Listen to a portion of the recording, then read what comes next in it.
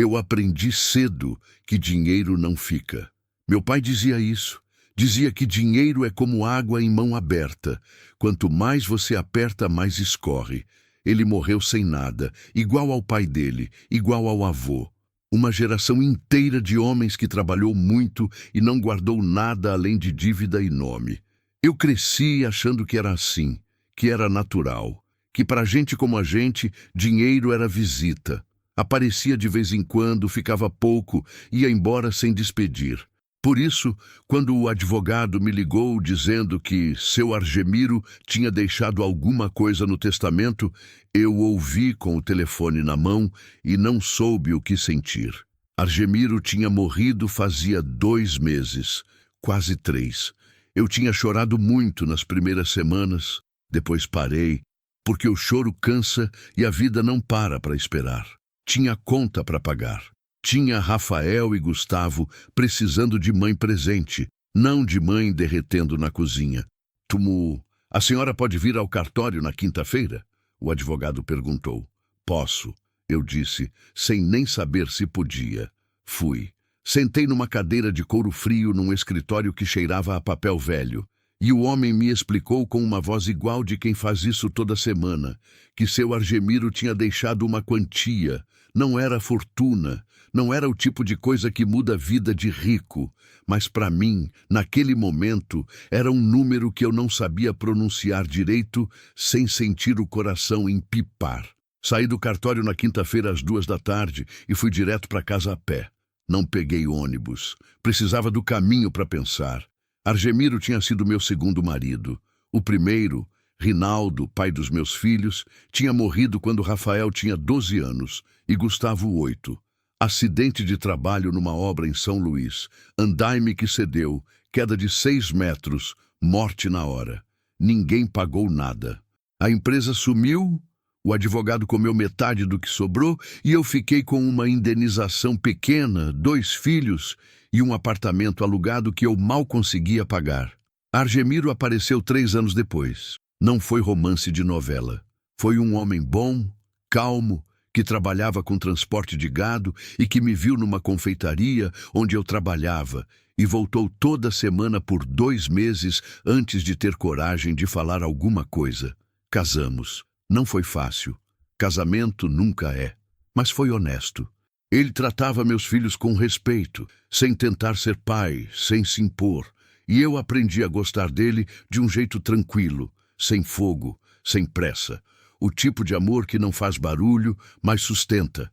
Ele morreu de infarto, 58 anos. O coração simplesmente parou numa manhã de segunda-feira, enquanto ele tomava café. Assim, eu já tinha enterrado o homem antes, sabia o ritual, sabia o peso, mas dessa vez tinha uma coisa diferente. Tinha os olhares. Os parentes de Argemiro me olhavam no velório com uma atenção que não era de conforto. Era de cálculo. Minha cunhada Dete ficou do meu lado a tarde inteira com um sorriso que não chegava nos olhos e perguntou 3 vezes se eu precisava de ajuda com as finanças, se eu precisava de orientação, se eu sabia como funcionavam essas coisas. Eu sabia o que ela estava perguntando, na verdade. Ela estava perguntando se eu ia ficar com alguma coisa que ela achava que deveria ser da família dela. Quando saiu o testamento, ela ficou 2 meses sem me ligar. Não precisei de ajuda para entender aquilo. O dinheiro ficou na conta por algumas semanas. Eu não mexi. Fiquei olhando o extrato como se estivesse esperando ele desaparecer por conta própria, como sempre acontecia. Mas ele ficou lá, quieto, esperando. Foi nessa época que eu comecei a dormir mal. Não era tristeza. Tristeza eu já conhecia bem. Ela tem um peso específico, um jeito de sentar no peito que eu reconheço. Isso era outra coisa. Era uma inquietação, uma sensação de que eu estava parada no meio de uma encruzilhada e que ficar parada era uma escolha tão perigosa quanto qualquer caminho. O apartamento onde a gente morava era pequeno e justo. 2 quartos, sala e cozinha emendados, janela que dava para um corredor de serviço de outro prédio. Rafael tinha 22 anos, trabalhava num mercado, chegava tarde e saía cedo. Gustavo tinha 18, estava terminando o ensino médio sem muita certeza do que vinha depois. A gente se virava, mas se virar não é viver, é só não cair. Numa noite de insônia, eu peguei o celular e fui olhar anúncios sem motivo nenhum, só para cansar os olhos. Entrei num site de imóveis rurais, não sei nem porquê, nunca tinha pensado nisso, e fui rolando. Chácaras, sítios, terrenos, a maioria cara demais. Algumas fotos bonitas demais para ser verdade. E então, apareceu um. Não tinha foto boa. Eram imagens feitas de qualquer jeito, com celular tremendo, mostrando mato alto, uma casa de alvenaria com tinta descascando, um terreiro de terra batida, uma mangueira grande no canto. O anúncio era curto, sem entusiasmo. Parecia que quem escreveu também não acreditava muito no que estava vendendo. Sítio 4 hectares, poço artesiano, casa simples, benfeitorias precárias. Necessita reforma. Ótima localização para quem quer recomeçar. Ótima localização para quem quer recomeçar. Eu li essa frase 3 vezes, 4, 5. Fiquei olhando aquela mangueira na foto, torta, velha, cheia, e senti alguma coisa que eu não sabia nomear. Não era certeza. Era mais parecido com um reconhecimento. Como quando você vê uma rua que nunca andou e tem a estranha sensação de que já passou por ali. Desliguei o celular e tentei dormir. Não consegui. Na manhã seguinte, liguei para o número do anúncio. O homem que atendeu o telefone parecia surpreso de receber a ligação. Demorou 2 toques a mais do que o normal. E quando falou, tinha aquela voz de quem acabou de largar outra coisa para atender. Disse o nome, seu Eustáquio, e perguntou o que eu queria com uma objetividade que me pareceu honesta. Não tinha aquela lábia de vendedor. Não tinha entusiasmo ensaiado. Era um homem cansado tentando resolver um problema velho. Eu disse que tinha visto o anúncio. Ele ficou 1 segundo em silêncio. O sítio do Grotão? Ele perguntou como se precisasse confirmar que eu estava falando do lugar certo e não de algum outro que ele estivesse tentando vender também.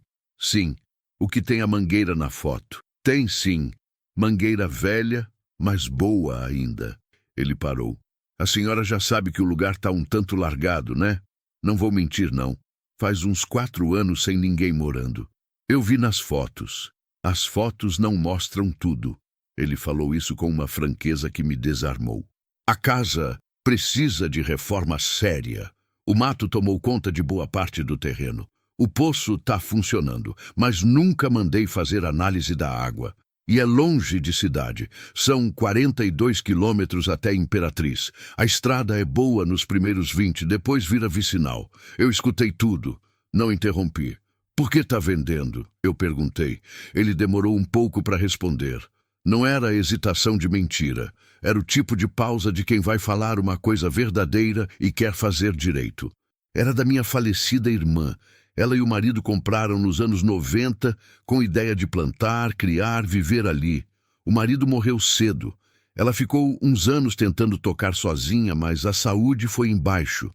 Ela veio morar comigo na cidade. Ficou doente por um tempo. Morreu no ano passado. Ele respirou. Eu tenho 63 anos, moro em apartamento. Nunca tive jeito para roça. O lugar está lá parado, sofrendo. Eu precisava de alguém que quisesse fazer alguma coisa com ele. Eu fiquei quieta por um momento. Quanto o senhor quer? Ele falou o valor. Era um pouco abaixo do que eu tinha na conta. Não muito. Sobraria pouco. Muito pouco. Eu posso ir ver pessoalmente? Eu perguntei. Pode quando quiser. Combinamos para a semana seguinte, sábado de manhã. Eu desliguei o telefone e fiquei sentada na beira da cama por alguns minutos, olhando para a parede do quarto. A parede tinha uma mancha de umidade no canto de cima que estava lá desde que eu me mudei, 3 anos antes, e que o dono do apartamento nunca tinha se dignado resolver. Toda vez que chovia forte, eu colocava uma bacia no chão e fingia que era normal. Pensei nisso. Naquela mancha, naqueles anos todos pagando aluguel de um lugar que nunca seria meu, consertando o problema que não era meu pagar, vivendo num espaço que podia ser tomado de mim a qualquer momento, com 30 dias de aviso. Não falei nada para os meus filhos. Ainda não. Na semana seguinte, numa sexta-feira, eu pedi folga no serviço. Eu trabalhava numa lavanderia industrial, turno da manhã, e peguei um ônibus até Imperatriz. De lá, seu Eustáquio me buscou de carro. Um Gol velho, motor fazendo um barulho que ele ignorava com a maestria de quem já fez as pazes com o inevitável. A estrada era boa no começo.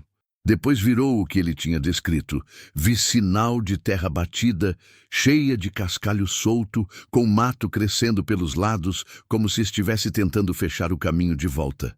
Seu Eustáquio dirigia devagar, sem pressa, e foi me contando sobre a irmã dele, que ela se chamava Natividade, que gostava de plantas, que tinha uma horta que, nos anos bons, produzia mais do que ela conseguia usar, e ela distribuía para o vizinho.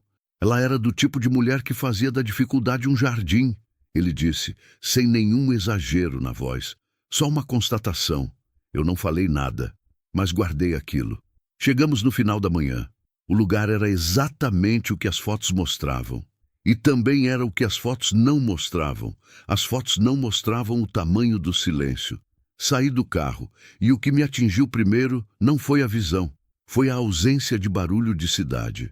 Nada de motor, buzina, vizinho discutindo, criança chorando no apartamento de cima. Era o tipo de silêncio que a cidade esquece que existe.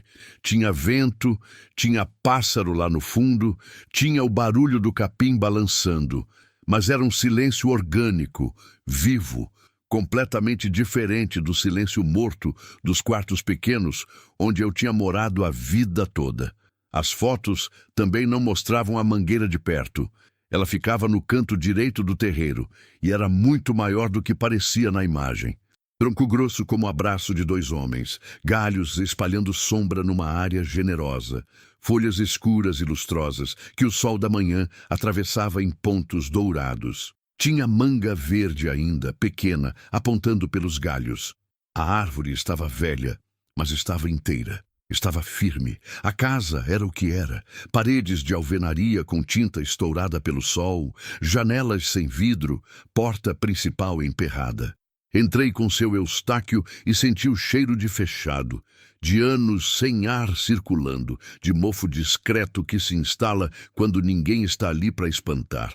O piso era de cimento. O teto tinha uma parte que tinha cedido num dos cômodos dos fundos. Uma mancha escura de infiltração velha, madeiramento exposto. O telhado desse cômodo precisa de atenção, ele disse, apontando o óbvio sem vergonha. Eu sei. Percorremos os 4 hectares a pé. Uma parte era mato alto que tinha tomado o que devia ter sido roça. Mas a terra embaixo, eu parei num ponto, me abaixei, peguei um punhado de terra com a mão. Era escura, úmida, com aquele cheiro de coisa viva. Não era terra morta, era terra descansada, terra que tinha parado de trabalhar, mas não tinha esquecido como. O poço ficava numa área coberta dos fundos. Seu Eustáquio jogou um balde, puxou. A água subiu clara, sem cheiro forte. Ele encolheu os ombros. Nunca analisei, como eu disse. Mas os vizinhos usam poço igual e nunca tiveram problema. Fiquei olhando aquela água por um tempo. A cerca do terreno estava caída em 2 pontos. Tinha sinal de que animal de fora entrava às vezes. Pegada no barro perto da cerca quebrada, capim amassado no jeito certo. Seu Eustáquio disse que eram bois do vizinho do lado, que não faziam mal, mas que se eu fosse plantar ia precisar fechar. O vizinho é bom, aliás, ele disse. Já sinto. Leva uns 50 anos no lugar. Conhecia minha irmã desde sempre. Se a senhora tiver dúvida em qualquer coisa, pode perguntar para ele sem cerimônia. Dei a volta completa no terreno. Levou uns 40 minutos. Eu ficava parando, olhando, tentando calcular coisas que eu não sabia nem calcular direito. Quanto trabalho daria limpar aquele mato? Quantas mãos seriam necessárias? Quanto tempo levaria para a terra começar a produzir alguma coisa? Quanto dinheiro teria que entrar antes que qualquer coisa saísse? Os números não fechavam bem. Mesmo assim, quando seu Eustáquio me perguntou o que eu tinha achado, eu não disse que era impossível. Disse, vou pensar. Ele assentiu. Não empurrou. Não tentou me convencer. Me olhou com aquele jeito de homem que tem mais anos do que pressa e disse: "Pode pensar, o lugar vai continuar aqui." No caminho de volta para a cidade, sentados no gol barulhento, eu fiquei olhando a estrada de terra passando, o mato dos lados, os cerradões que se abriam aqui e ali em pastos, em capoeira, em vida que seguia em frente sem pedir licença. Pensei em Natividade, que eu nunca tinha conhecido, mas que tinha plantado aquela mangueira ou tinha cuidado dela como se fosse sua. Pensei nela tentando tocar aquele lugar sozinha depois que o marido morreu. Pensei em como ela tinha ficado doente e saído, e o sítio tinha ficado parado, esperando, como se guardasse o lugar para alguém que ainda não tinha chegado. Talvez eu estivesse construindo narrativa onde não tinha nada. Talvez fosse só a cabeça de uma mulher cansada, querendo acreditar em alguma coisa. Mas quando o Gol entrou na cidade e eu comecei a reconhecer as ruas, os prédios, o barulho que nunca para, senti um aperto no peito. Era o tipo de aperto que eu sentia quando precisava voltar para um lugar onde eu não queria estar. Na segunda-feira, liguei para seu Eustáquio. "Pode preparar o contrato?" eu disse. Ele ficou quieto um segundo. Depois, com uma voz que tinha qualquer coisa que não era bem alegria, mas era próxima disso, ele disse: "Eu fico feliz, dona. A Natividade ia gostar de saber." Desliguei e fiquei com o telefone na mão. Eu tinha comprado um sítio abandonado com o dinheiro que um homem morto tinha deixado para mim. Ainda não sabia se era sabedoria ou desespero, mas estava feito. Eu não contei para os meus filhos no mesmo dia, nem no dia seguinte. Fiquei uma semana inteira carregando aquilo sozinha, do jeito que sempre carreguei as coisas difíceis, em silêncio por dentro, mastigando cada pedaço antes de engolir. É um hábito que desenvolvi cedo, quando aprendi que falar antes de entender cria confusão que você mesmo tem que limpar depois. Minha mãe dizia que eu era fechada demais. Meu primeiro marido dizia que eu era forte. Eu nunca soube se era a mesma coisa dita de formas diferentes. Naquela semana, acordei todo dia às 5 da manhã como de costume. Fiz café, arrumei marmita para levar para o trabalho, peguei ônibus, dobrei roupa industrial por 8 horas, voltei, fiz janta, lavei louça, apaguei a luz. Tudo igual. Por fora, eu era a mesma mulher de sempre. Por dentro, eu estava carregando uma decisão grande demais para caber no apartamento pequeno onde a gente morava, e ela ficava batendo nas paredes toda vez que eu tentava descansar. Pensava como explicar que a gente vai sair de um apartamento ruim, mas seguro, para uma casa caindo aos pedaços no meio do nada. Como dizer que eu tinha apostado quase tudo o que tinha e o que não tinha, num pedaço de terra que ninguém quis. Como convencer 2 filhos adultos, com vida começando a se montar, que a mãe deles não tinha enlouquecido de vez? Não tinha resposta boa para nenhuma dessas perguntas. Só tinha a verdade. E a verdade, às vezes, é a coisa mais difícil de apresentar porque ela não vem embrulhada, não vem com laço. Ela chega do jeito que é, crua, um pouco feia, cheirando a risco. No sábado de manhã, esperei os 2 estarem acordados e sentados à mesa. Aquilo exigiu paciência. Rafael trabalhava até tarde na sexta e acordava depois das 10 no final de semana. E Gustavo tinha o sono pesado de quem ainda estava crescendo por dentro, mesmo com 18 anos no documento. Eu fiz café forte, coloquei pão na mesa, fritei 2 ovos para cada um e esperei. Quando os 2 estavam sentados, eu sentei também.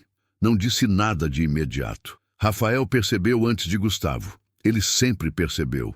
Era um filho que me observava com uma atenção que às vezes me desconfortava, como se estivesse tentando antecipar o perigo antes que chegasse. Desenvolveu isso cedo, depois da morte do pai. Criança que perde o pilar da casa cedo aprende a ficar de olho nas rachaduras da estrutura que sobrou. "O que foi, mãe?" Ele perguntou com aquele jeito dele de perguntar que não era bem pergunta. Era aviso de que já tinha notado que algo estava errado. Eu coloquei a xícara na mesa. "A gente vai se mudar", eu disse. O silêncio veio primeiro. Durou mais do que eu esperava. Gustavo parou de morder o pão. Rafael ficou com a xícara no ar por um segundo, antes de pousar devagar. Pra onde? Gustavo perguntou. Pro sítio que eu comprei. Eu vi os dois processando ao mesmo tempo, mas de formas completamente diferentes. Gustavo franzindo a testa com aquela expressão de jovem tentando montar um quebra-cabeça que falta peça. Rafael ficando imóvel. O tipo de imobilidade que não é calma, é contenção. Comprou? Rafael falou devagar, como se estivesse testando a palavra. Comprei. Com o dinheiro do testamento do Argemiro. Ele colocou a xícara na mesa com mais força do que precisava. Não foi violento. Foi o movimento de alguém que precisava de um segundo para reorganizar o que estava sentindo antes de falar. Mãe, isso não é sério, né? É. Ele passou a mão no rosto. Respirou fundo pelo nariz, devagar, com aquela disciplina de quem já aprendeu que perder a paciência não adianta, mas que às vezes a paciência custa caro. A senhora viu o lugar direito? Porque pelo que a senhora falou antes, quando mencionou que estava vendo o sítio, aquilo está abandonado. Tá, então por que a gente vai para lá? Eu olhei para ele. Olhei para o Gustavo, que estava quieto, mastigando devagar, com os olhos indo de um para outro, igual a quem assiste uma conversa em idioma que entende, mas prefere não entrar. Eu podia ter dado uma resposta elaborada. Podia ter explicado o plano, mostrado os números que eu tinha rabiscado numa folha de caderno durante aquela semana de insônia. Quanto sobrava na conta, quanto eu estimava de custo de reforma inicial, quanto tempo até a Terra começar a produzir alguma coisa. Podia ter apresentado aquilo como decisão racional, calculada, responsável, mas não era bem isso. E mentir para meu filho nunca foi coisa que eu soube fazer direito. Porque aqui a gente só sobrevive, eu disse. Lá, a gente tenta viver. Rafael me olhou por um tempo longo, com aquela expressão de filho que ama a mãe, mas não entende, e que o não entender dói mais do que qualquer briga aberta. Isso não é resposta, mãe. Eu sei, mas é a verdade. Gustavo, que tinha ficado quieto até então, limpou a boca com as costas da mão e perguntou, com aquela voz baixa e direta, que era a marca dele. Tem árvore lá? Eu virei para ele. Tem uma mangueira grande. Ele assentiu, quase sorriu. Não era ingenuidade. Gustavo tinha uma relação com as coisas simples que Rafael tinha perdido cedo demais. Era o filho que parava para olhar bicho na calçada, que guardava pedra estranha no bolso, que dormia melhor quando tinha janela para abrir. A mangueira não resolvia nada, mas para ele era uma informação relevante. Rafael levantou da cadeira. Não jogou nada, não levantou a voz, mas ficou de costas para mim por um segundo, olhando para a janela que dava para o corredor de serviço, para aquela vista que não era vista nenhuma, e eu soube que ele estava pesando, não a minha decisão, mas o custo de discordar dela em voz alta.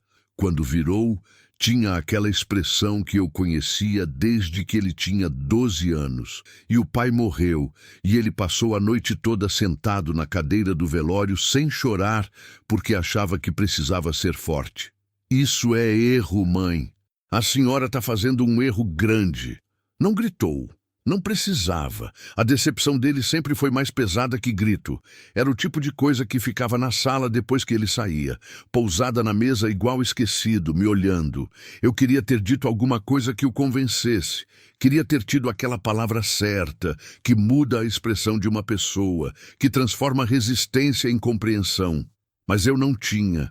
Só tinha aquela certeza sólida e inexplicável que eu carregava desde que tinha ficado olhando para a mangueira no terreiro e sentido aquele reconhecimento estranho. Pode ser erro, eu disse, mas é o meu erro. Ele ficou me olhando por mais um segundo. Depois foi para o quarto. Gustavo ficou sentado, terminou o pão, bebeu o café. Me olhou com aqueles olhos que sempre pareceram um pouco mais velhos do que o rosto que os carregava. Quando a gente vai? Ele perguntou. 3 semanas. Ele assentiu. Tá bom. Não era entusiasmo, era confiança. E naquele momento, com Rafael no quarto e a decisão já irreversível na mesa entre a gente, a confiança simples do meu filho mais novo me sustentou mais do que qualquer argumento que eu pudesse ter construído. Nas 3 semanas que se seguiram, o apartamento ficou pesado de um jeito diferente. Rafael continuou fazendo tudo. indo trabalhar, chegando em casa, comendo, dormindo. Mas com uma distância nova que eu sentia sem precisar tocar. Ele não brigava, não criticava mais, era pior, ficava quieto com aquele silêncio que não é paz, é resignação. O silêncio de quem decidiu que já falou o que tinha que falar e agora vai esperar para ver o resultado. Eu entendia, não ficava brava, mas doía. Comecei a separar as coisas da casa, não tinha muito, nunca tivemos. Mas o pouco que tinha exigiu decisão. O que levava, o que deixava, o que doava. Tem uma crueldade discreta no ato de selecionar o que você vai carregar para uma vida nova. Você segura cada coisa na mão e pergunta: isso ainda serve para quem eu vou ser?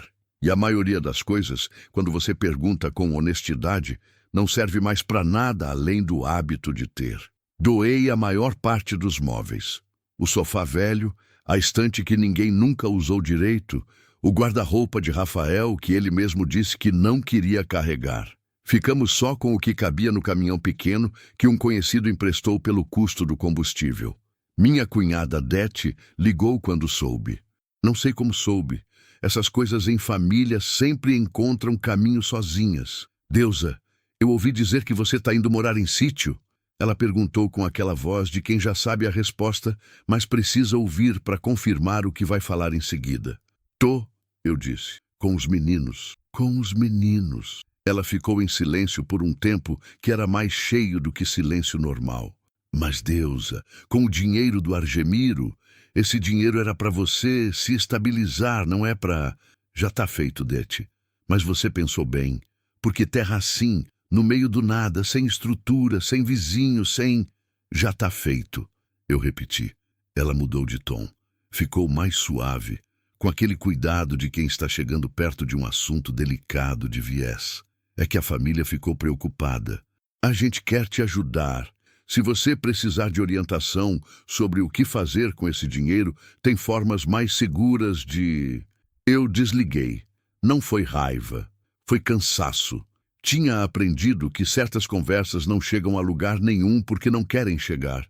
Querem só circular, consumir, desgastar, e eu não tinha energia sobrando para gastar com isso. Na véspera da mudança, eu e Gustavo fomos sozinhos ao cemitério. Rafael disse que precisava trabalhar. Talvez fosse verdade, talvez precisasse de um dia só para ele. Eu não cobrei. Fui no túmulo de Rinaldo primeiro. Ele estava num cemitério público, lápide simples com o nome e as datas. Fiquei parada na frente por alguns minutos sem rezar, porque nunca soube rezar direito. Só ficava quieta e deixava os pensamentos assentarem. Pensei em como ele seria, vivo, olhando para essa decisão minha. Rinaldo era homem de cidade, de concreto, de obra. Nunca tinha falado em terra, em planta, em roça, mas era homem que acreditava em trabalho com as mãos, em resultado que você vê crescer. Acho que ele teria brigado comigo primeiro e ajudado depois. Era o tipo dele. Depois fui num outro canto do cemitério. Tinha uma lápide menor, mais ao fundo, que poucos sabiam que eu visitava. Minha filha, Clara, que tinha vivido 11 dias. Ela era do meio, entre Rafael e Gustavo. Eu engravidei com 32 anos, a gravidez foi boa, o parto foi difícil. Ela nasceu com um problema no coração que ninguém tinha diagnosticado antes. Ficou 11 dias na UTI neonatal, e foi. Rinaldo estava vivo ainda. Foi ele que me segurou no corredor do hospital quando a médica veio falar. Eu me lembro do cheiro da camisa dele. Me lembro que não conseguia ficar de pé. Não falo de Clara para quase ninguém. Não porque tenha vergonha, não porque tenha esquecido, mas porque tem dores que você aprende a carregar com tanto cuidado que mostrar elas parece errado. Parece que você vai derrubar. É o tipo de perda que você integra tão fundo que ela vira parte da sua estrutura. Tira ela e você não é você mais. Gustavo ficou do meu lado, quieto. Ele sabia, sempre soube de Clara. Eu nunca escondi. Respondi toda a pergunta dele quando ele tinha a idade de perguntar. Ele não disse nada. Só colocou a mão no meu ombro por um segundo levinho e depois ficou parado com a mão no bolso. Esse gesto do meu filho me desfez mais do que qualquer coisa tinha me desfeito naquelas semanas todas. Eu segurei o choro. Sempre segurei, mas naquele cemitério, na véspera de um começo que eu não sabia se era corajoso ou insano, com a mão fantasma do meu filho no ombro e os nomes dos meus mortos na frente, eu permiti que os olhos enchessem. Só os olhos. O resto eu segurei. Vamos, Gustavo falou suave. Vamos, eu disse. No dia seguinte, de manhã cedo, o caminhão saiu. Rafael foi no banco da frente do caminhão com o homem que dirigia. Eu e Gustavo fomos no meu Uno enferrujado, que eu rezava para aguentar a viagem. Gustavo dormiu até a estrada virar vicinal. Quando o asfalto acabou e o carro começou a chacoalhar, ele abriu um olho, olhou pela janela e fechou de novo. Eu dirigi os 42 quilômetros prestando atenção em cada curva. Quando o sítio apareceu no final da estrada de terra, a mangueira visível antes mesmo da casa, alta e escura contra o céu da manhã, eu parei o carro por um segundo antes de entrar. Respirei fundo. Não era romantização. Eu sabia o que me esperava lá dentro. Sabia o trabalho, sabia o medo, sabia a dúvida que ia me visitar toda noite antes de dormir. Mas entrei. E quando entrei, não olhei para trás. O primeiro impacto foi o cheiro. Não é coisa que se antecipa quando você pensa em roça. A maioria das pessoas pensa em verde, em terra, em fruta madura. Mas quando uma casa fica fechada por 4 anos num clima quente e úmido, o que ela acumula não é poesia. É mofo embutido nas paredes. É madeira que apodreceu devagar, sem ninguém para perceber. É o cheiro de coisa viva que morreu e foi substituída por outra coisa viva menor, inseto, fungo, a natureza preenchendo cada espaço que o homem abandona com aquela eficiência silenciosa que não pede licença. Eu abri a porta principal com a chave que seu Eustáquio tinha me entregado. Uma chave velha, de metal amarelado, que emperrou 2 segundos antes de ceder. E o cheiro veio de dentro como uma exalação antiga. Não era insuportável, era só o cheiro de um lugar que precisava de gente de volta. Rafael entrou atrás de mim. Ficou parado no que seria a sala. Um cômodo de uns 20 metros quadrados, com piso de cimento, 2 janelas sem vidro, paredes com aquela tinta que descasca em placas inteiras como pele queimada de sol. Ficou com as mãos na cintura, olhando tudo devagar, fazendo aquele inventário silencioso que eu reconhecia como dele desde criança. Não falou nada de imediato. Gustavo foi direto para a janela do fundo. Abriu o que restava do batente e colocou a cabeça para fora, olhando o terreiro, a mangueira, o mato além da cerca. Dá para ver o cerrado daqui, ele disse, como se fosse boa notícia. Dá, eu confirmei. E era. O homem que tinha trazido o caminhão ajudou a descarregar as coisas e foi embora antes do meio-dia. Ficamos nós 3 com o pouco que tínhamos, num cômodo que cheirava a passado, olhando para o que vinha pela frente. Rafael finalmente falou. A senhora tem algum plano de por onde começa? Tenho. Qual?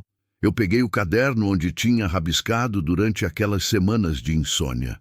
Páginas com letra pequena, algumas partes riscadas, outras com seta apontando para a margem onde eu tinha anotado dúvida ou correção. Não era plano bonito. Era o tipo de plano que uma mulher faz sozinha às 3 da manhã quando não tem mais ninguém para consultar. Cheio de buraco, mas honesto. Mostrei para ele. Ele pegou o caderno. Leu. Ficou um tempo em silêncio, virando as páginas com cuidado, como se estivesse respeitando o esforço, mesmo sem concordar com o resultado. A senhora calculou errado o custo da telha, ele disse. Eu sei. Depois que fiz a conta, vi que tinha errado, mas não sei o valor certo. Eu sei. Trabalhei em obra o ano passado. Tenho referência de preço. Era a primeira vez, desde que eu tinha anunciado a mudança, que ele oferecia algo além de silêncio ou resistência. Foi pequeno, mas eu reconheci. Então me fala, eu disse. Ele me falou. Os primeiros dias foram de trabalho que não aparece bonito em história nenhuma. O tipo de trabalho que você não conta depois porque não tem como tornar interessante. cortar mato com foice emprestada do vizinho Jacinto, que tinha aparecido na tarde do primeiro dia com uma lata de café e uma expressão de homem que já viu muita gente chegar cheio de ideia e partir sem despedir. Ele tinha uns 60 anos, corpo de quem trabalhou a vida inteira sem reclamar, voz baixa e pausada. Eu era amigo da Natividade, ele disse, sem mais introdução. Eu sei, o irmão dela me falou. Ele assentiu. Olhou o terreno com aquela avaliação de quem conhece a terra do jeito que você conhece rosto de parente.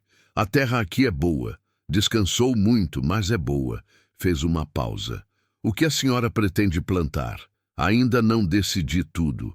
Milho, quiabo, talvez machixe. Quero fazer horta perto da casa. Ele ficou quieto por um tempo, olhando para o lugar onde eu tinha indicado. Começa com a horta, ele disse afinal. Menos risco, retorno mais rápido, aprende o ritmo da terra antes de apostar em roça grande. Eu anotei. Ele deixou a foice e foi embora sem cerimônia. No dia seguinte voltou com a esposa, Dona Generosa, mulher pequena e seca, que falava pouco e trabalhava muito. Ela passou a tarde ajudando a limpar o cômodo principal, varrendo, esfregando o piso com água e sabão, batendo poeira das paredes com um pano dobrado. Não pediu para ajudar.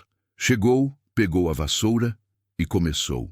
Eu a observei por um segundo, sem saber bem o que dizer, e ela me olhou de canto e disse: "Não fica me olhando não, dona. Pega o balde." Eu peguei o balde. Trabalhamos em silêncio a tarde inteira. Às 3, com Rafael no telhado verificando o estrago da parte que tinha cedido, e Gustavo carregando entulho em carrinho de mão que Jacinto tinha emprestado junto com a foice. Não combinamos nada. As coisas foram acontecendo com aquela naturalidade de quem simplesmente faz o que precisa ser feito sem precisar nomear. Quando Dona Generosa foi embora, o cômodo cheirava a sabão e a ar aberto. Ainda estava longe de ser bom, mas estava limpo. Dormi naquele chão naquela noite, com uma toalha dobrada debaixo da cabeça e uma dor nas costas que começou do osso e foi para fora. E pensei que era possível eu ter tomado a decisão mais errada da minha vida. O telhado foi a primeira batalha.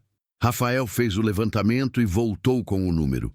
Eu olhei para o que tinha sobrado na conta depois de pagar o sítio e pagar o frete da mudança e fiz a subtração. Sobrou pouco, menos do que eu queria admitir. Tem como fazer com menos telha, tapando só o pior? Eu perguntei. Dá, mas não vai ser solução definitiva. Não precisa ser definitiva agora, precisa ser suficiente para aguentar a chuva. Ele considerou. Então dá. Compramos telha com o que tinha. Rafael subiu no telhado com o homem que Jacinto indicou, Zé Preto, um sujeito magro de 40 e poucos anos que consertava o que precisasse ser consertado na redondeza por um valor justo e sem enrolar. Os dois passaram 2 dias no telhado. Eu ficava no chão olhando de vez em quando, não por desconfiança, mas porque tinha uma ansiedade específica sobre a altura que desenvolvi depois que Rinaldo morreu caindo. Quando terminou, o telhado não era bonito, mas não deixava entrar chuva. Era suficiente. O poço foi o segundo desafio. A água subia limpa, como eu tinha visto quando visitei com seu Eustáquio, mas o sistema de puxada era manual e trabalhoso. Balde, corda, braço. Para uso doméstico dava, mas quando comecei a pensar em irrigar horta, entendi que não ia ser viável do jeito que estava. Perguntei para o Jacinto. Ele coçou a cabeça. Tem um homem em Imperatriz que instala bomba manual por um preço razoável. Não é elétrica, mas resolve. Eu tenho o contato. Tinha. E o homem veio, instalou. E o sistema passou a funcionar com um esforço que cabia num braço de mulher sem precisar de técnica especial. Gustavo ficou fascinado com a bomba por 3 dias. Toda vez que precisava de água, ele ia com mais entusiasmo do que a situação exigia. O mato foi a batalha mais longa. Não era questão de um dia ou de uma semana. Era uma negociação constante entre o que a natureza queria recuperar e o que eu precisava tomar de volta. Toda manhã eu acordava, olhava para o terreno e via que o mato tinha avançado mais um pouco naquele lugar onde eu tinha cortado na véspera. Não com agressividade, só com aquela persistência surda de coisa que existe há mais tempo que qualquer decisão humana. Rafael começou a acordar cedo para trabalhar antes do calor. Não disse nada sobre isso. Simplesmente começou a aparecer no terreiro às 6 da manhã com a foice na mão. Eu acordava e o via lá fora, de costas, trabalhando com aquele ritmo comprido e regular de quem aprendeu que força bruta cansa antes de resolver, que o jeito certo é constância. Numa dessas manhãs, eu parei do lado dele por 1 minuto. Você não precisava estar fazendo isso, eu disse. Ele não parou de cortar. Eu sei. Ficamos em silêncio por um momento. Obrigada, eu disse. Ele assentiu. Não falou nada. Mas o ombro relaxou um pouco. Foi nessa época que Gustavo descobriu a nascente. Ele estava explorando a parte mais funda do terreno, que era coberta de mata mais densa. Tinha uns 40 metros de mata ciliar que Jacinto tinha me alertado para não cortar, porque era beira de córrego. Gustavo entrou devagar, com aquela curiosidade calma dele, e saiu meia hora depois com barro até o joelho e os olhos acesos. Mãe, tem água correndo lá no fundo. Jacinto me falou que tem córrego. Não é só córrego. Tem um lugar que forma uma bacia natural. A água fica limpa, faz uma poça assim. Ele abriu os braços mostrando o tamanho. Dá para criar peixe lá, talvez. Eu olhei para ele. Você entende de piscicultura? Não, mas a internet entende. Anoitecia cedo ali, sem iluminação pública, sem o vazamento de luz de prédio vizinho. A escuridão chegava inteira e era do tipo de escuridão que você não vê muito na cidade. Densa, presente, com profundidade. A primeira vez que ela caiu de verdade, Rafael ficou desconfortável. Ficou andando pelo cômodo, verificando janela, olhando para o lado de fora, com aquela tensão de quem está acostumado a considerar a rua como ameaça. Não tem como trancar direito, ele disse olhando a porta. A fechadura funciona, mas se alguém forçar... Rafael, eu falei o nome dele com aquela firmeza baixa que ele conhecia desde pequeno. Ninguém vai forçar. A senhora não sabe isso. Jacinto mora a 200 metros e disse que os vizinhos da região são de confiança. Ele não respondeu, mas foi deitar. A escuridão era pesada, mas o silêncio que vinha junto dela era de outro tipo do que o silêncio que eu conhecia. Era um silêncio que deixava pensar. Não o silêncio sufocado do apartamento pequeno com paredes finas onde o barulho do vizinho entrava mesmo sem querer. Era um silêncio que tinha espaço. Naquela segunda semana, acordei de madrugada com um barulho que não reconheci. Fiquei parada, o coração rápido, tentando localizar. Eram grilos, sapo, lá no fundo, perto do córrego. Um bicho no mato que eu não soube identificar, mas que não parecia perigoso. Fiquei escutando até meu coração desacelerar. Depois fiquei escutando porque era bonito. A terra, quando finalmente abrimos o primeiro canteiro, revelou o que Jacinto tinha prometido. Eu e Rafael passamos um dia inteiro preparando o solo, cavando, revolvendo, retirando raiz grossa, incorporando o esterco que Jacinto trouxe de presente. Da minha vaca, não tem melhor, disse ele com um orgulho tranquilo.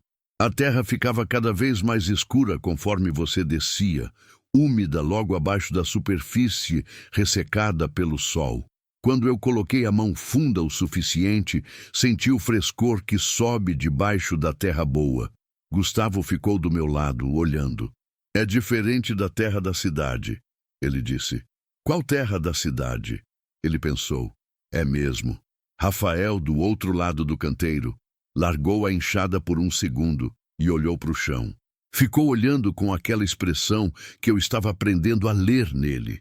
Não era mais a expressão de resistência, era a expressão de alguém que ainda não acredita, mas que está começando a considerar a possibilidade de acreditar.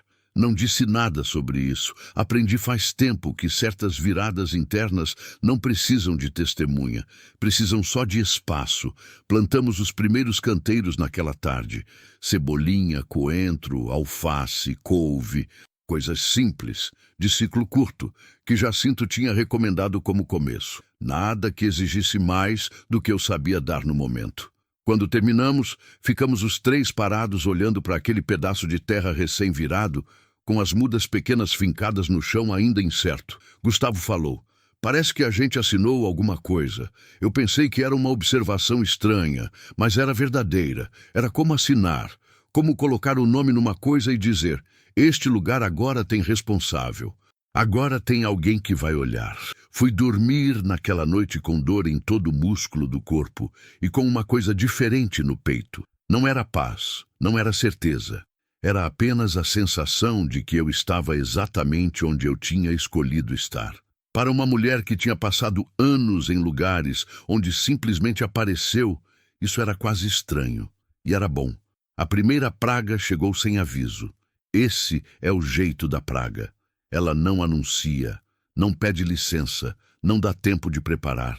Uma manhã você acorda, vai olhar o canteiro como de costume e percebe que alguma coisa está errada antes mesmo de conseguir nomear o que é.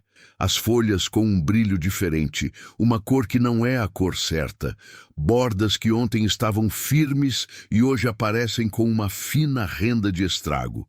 Eu parei na beira do canteiro naquela manhã de terça-feira e fiquei olhando por um tempo sem entender.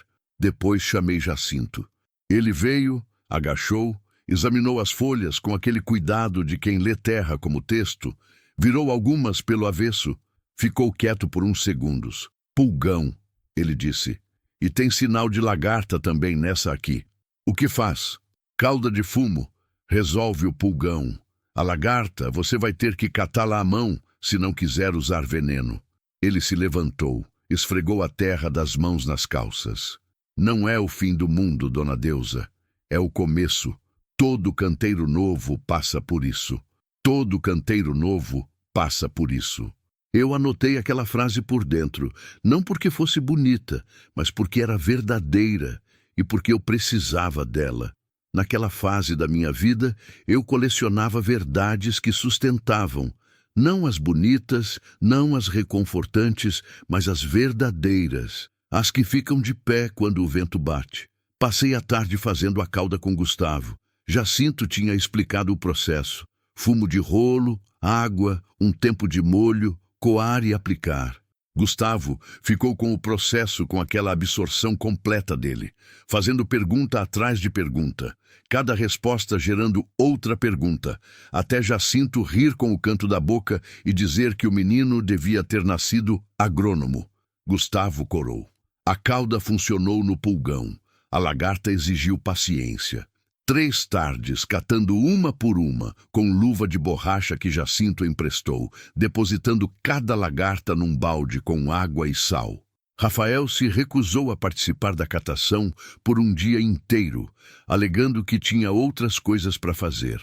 No segundo dia, apareceu com a luva na mão sem dizer nada e começou a catar do lado de mim. Não perguntei, só dei espaço no canteiro.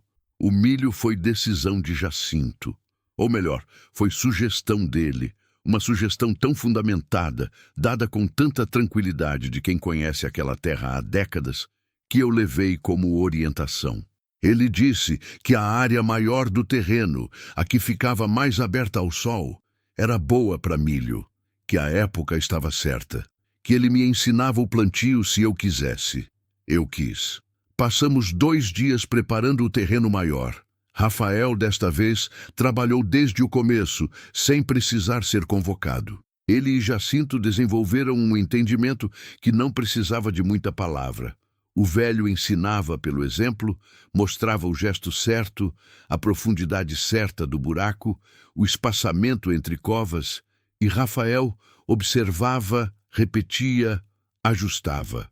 Era o jeito de aprender que funcionava com ele desde pequeno. Não queria explicação longa, queria ver e fazer. Eu plantei minha fileira de covas lado a lado com eles. Tinha alguma coisa no gesto, abrir a cova com o dedão, colocar 2 ou 3 sementes dentro, cobrir com a terra do lado, que era ao mesmo tempo o gesto mais simples do mundo e o gesto de uma aposta. Você coloca na terra algo pequeno e invisível e confia que vai virar coisa maior, que a terra vai fazer a parte dela se você fizer a sua. Custou 3 tardes. Quando terminou, Jacinto foi embora dizendo para regar de manhã cedo, antes do sol pegar. Eu reguei toda manhã. Gustavo às vezes me antecipava e já tinha regado antes de eu chegar. Nenhum de nós comentava. Era o tipo de coisa que vira rotina antes de você perceber que virou. Nas primeiras 2 semanas, nada. Terra virada e quieta. Eu sabia que era assim. Semente não apressa. Mas olhava toda manhã com aquela expectativa que a razão sabe que é cedo demais e o coração não consegue segurar. No 14º dia, Gustavo me chamou de fora. Mãe, vem ver. Os primeiros brotos tinham saído. Minúsculos, verdes, com aquele verde que parece impossível de ser real, dobrando devagar para fora da terra como se estivessem com cuidado. Não eram muitos, mas eram. Estavam lá.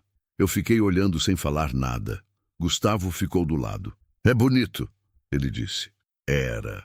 Então veio a praga do milho. Não foi o mesmo bicho do canteiro. Foi uma lagarta diferente. A lagarta do cartucho, Jacinto explicou depois, que entra pelo cartucho da folha nova e come de dentro para fora, invisível até que o estrago já está feito. Quando eu percebi, metade dos brotos que tinham chegado a uma altura razoável estavam com as folhas centrais destruídas, comidas, manchadas de escuro. Fiquei parada na frente daquilo por um tempo que não sei medir. Rafael chegou do lado sem eu chamar. Ficou olhando também. Lagarta do cartucho, ele disse. Tinha pesquisado, aparentemente. Guardava as coisas que aprendia sem mostrar que estava aprendendo. Sei. Tem controle biológico. Ou produto específico. Produto específico custa. Controle biológico demora. Ficamos em silêncio por um momento. Quanto perdeu? Ele perguntou. Eu fiz uma estimativa olhando. Metade, talvez. Talvez um pouco mais. Ele chutou um torrão de terra, não com raiva, mas com aquele gesto de quem precisa fazer alguma coisa com o corpo enquanto a cabeça processa. Tá vendo? Ele falou. Eu me virei para ele. Tô vendo, eu disse, e vou plantar de novo. Ele me olhou. Ficou assim por alguns segundos com aquela expressão que eu não conseguia ler inteira, que tinha camadas demais, frustração, preocupação, e alguma outra coisa embaixo das duas que eu não soube nomear ainda. Então virou e foi buscar a enxada. Naquela noite eu quase desisti de verdade. Não foi dramático, não foi choro, não foi crise. Foi uma coisa quieta e fria que aconteceu perto das 3 da manhã, quando acordei e fui beber água e fiquei parada na janela que dava para o terreiro. A mangueira estava lá na escuridão, aquela forma grande e escura contra o céu que tinha lua suficiente para mostrar a silhueta, mas não os detalhes. Fiquei olhando e pensei, com uma clareza que me assustou pela tranquilidade. Eu errei. Não foi uma acusação. Foi uma constatação fria, do tipo que a mente faz quando o cansaço derruba as defesas e só fica o que é. Eu tinha pegado o dinheiro de um homem morto que me amou com honestidade e tinha apostado num terreno que estava me vencendo. Tinha tirado meus filhos de uma vida difícil para uma vida mais difícil. Tinha me colocado numa posição onde o orgulho não deixava voltar e o medo não deixava seguir. Pensei em voltar, em ligar para o dono do apartamento, em ver se tinha outro na mesma rua, em engolir tudo. O erro, a humilhação, o olhar de Dete que ia valer mais do que palavras quando ela soubesse. Fiquei parada na janela por não sei quanto tempo. Não chorei. Não voltei para a cama com decisão nenhuma. Só fiquei ali até o frio da madrugada me fazer desconfortável o suficiente para me mover. Quando voltei deitar, não tinha certeza de nada, mas de manhã levantei, fiz café, fui olhar o milho que sobrou. O que sobrou ainda estava lá. Menor que o planejado, mais rarefeito do que eu queria, mas de pé, continuando. Às vezes isso tem que ser suficiente. O dinheiro foi embora antes do previsto. Eu sabia que ia acontecer. Tinha calculado com uma margem de erro otimista, daquele jeito que a gente faz, quando precisa que os números fechem e não fecha, então você arredonda para o lado que quer. A realidade não arredonda. A realidade cobra o valor exato. A reforma do telhado tinha ido além do que o Zé Preto tinha orçado inicialmente, porque quando tirou as telhas velhas da ala dos fundos, encontrou o madeiramento mais comprometido do que parecia. A bomba do poço tinha um adicional que não estava no preço do homem de Imperatriz. As sementes, o esterco, as ferramentas básicas que precisamos comprar porque não tínhamos nada. Cada coisa pequena sendo pequena, mas somando. E Rafael tinha parado de trabalhar no mercado quando a gente mudou, porque ficava a 42 quilômetros. Ele estava tentando encontrar alguma coisa na cidade mais próxima, que ficava a 18 quilômetros, mas ainda não tinha achado. Gustavo tinha 18 anos e nunca tinha trabalhado com carteira. Ajudava no sítio, mas não entrava dinheiro por isso. Teve uma semana que comi quase só o que a horta dava, complementado com o ovo das 3 galinhas que Jacinto tinha me vendido na primeira semana por um valor que eu sabia que estava abaixo do justo. Não reclamei do cardápio. Mas à noite, depois que os dois dormiam, eu ficava fazendo conta com a calculadora do celular, somando e subtraindo, tentando encontrar uma combinação que fechasse. Não fechava.